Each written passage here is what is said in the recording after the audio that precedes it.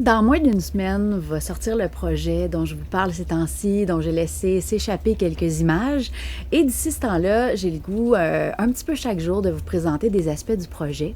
Et j'ai le goût de dire que oui, c'est assez important parce que pour ceux qui me suivent depuis les dernières années, ils savent que mes projets ont tendance à avoir plusieurs aspects intriqués et puis que ça peut être intéressant là, de les découvrir un après l'autre. Donc aujourd'hui, je vais tout simplement vous présenter quelle est l'origine du projet. Qu'est-ce qui m'a amené à créer ça? Quel était l'état d'esprit à ce moment-là et tout. Vous allez voir, c'est important parce que c'est ce que vous avez vu de moi ces dernières années, les projets que j'ai faits beaucoup avec Philippe, c'est des projets vraiment idéalistes, tournés vers la société, vers les autres. Mais en même temps, secrètement, c'est comme si j'avais une vie créative parallèle, puisque l'Angèle de jour qui créait ces projets-là, beaucoup pour les autres, un peu militante, idéaliste, créait de soir quelque chose qui était beaucoup plus introspectif.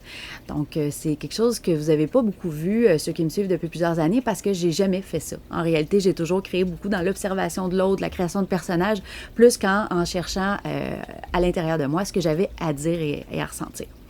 Donc ça, c'est la première chose. Et puis aussi, avec, un peu comme tout le monde, mais avec les confinements, mais aussi avec le décès de mon père, j'ai vécu beaucoup d'isolement.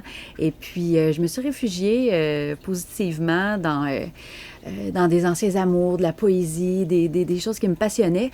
Donc, entre autres, je suis allée chez Dada, chez les surréalistes et leurs précurseurs pour me ressourcer. Puis j'ai dévoré tout ce que je trouvais comme documentaire, comme art visuel, les romans de Boris Vian. Je me suis replongée là-dedans.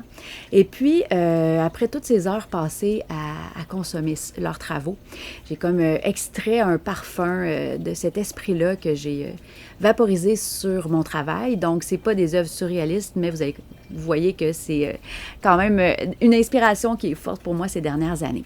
Donc, finalement, j'ai réfléchi aussi beaucoup à mes 20 dernières années de carrière, à ce que j'avais fait de bien, à ce que je vous avais donné de meilleur là-dedans.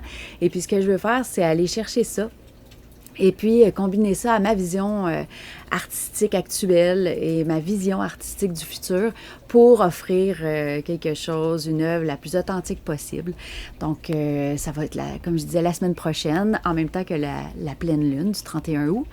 Et demain, je vais vous parler du cœur du projet, des petites pièces pour piano qui sont, c'est ça, le cœur du projet.